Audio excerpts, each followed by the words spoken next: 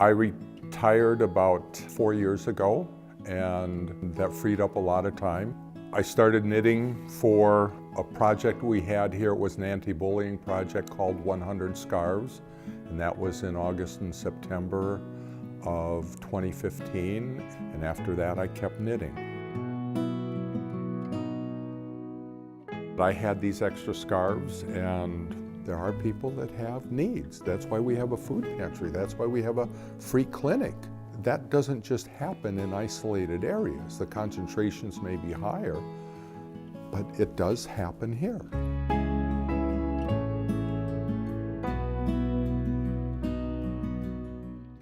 And I developed Scarves in the Park, the motto being, need a scarf, take a scarf, have a scarf, leave a scarf.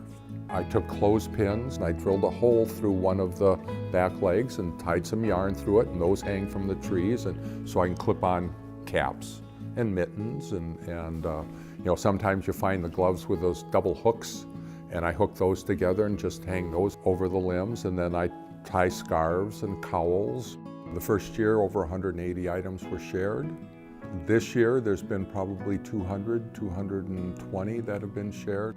Luther College here has a new group called Norse Knitters, and they've donated the last couple of years. But most of the things I get are lightly worn that I purchase at local thrift stores. I wash them, I will depill them, I sew them, I take all of the lint out of the Velcro hooks. I take them down if it's going to rain or we're going to have a wet snow. Things that aren't taken out of the park are eventually shared with some local organizations, Community Action, our local food pantry, Helping Services, and the WIC program, Women, Infants, and Children.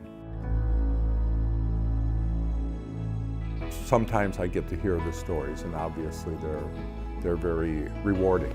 I got a text from a friend who was sitting in the coffee shop across the street from the park, and she saw a man walking by, and he stopped to look at the scarves in the trees, and he looked at the sign.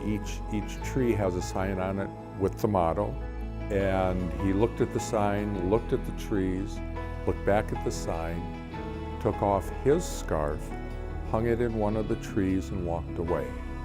And you know, when you hear these stories, it's just great. It's worth it all.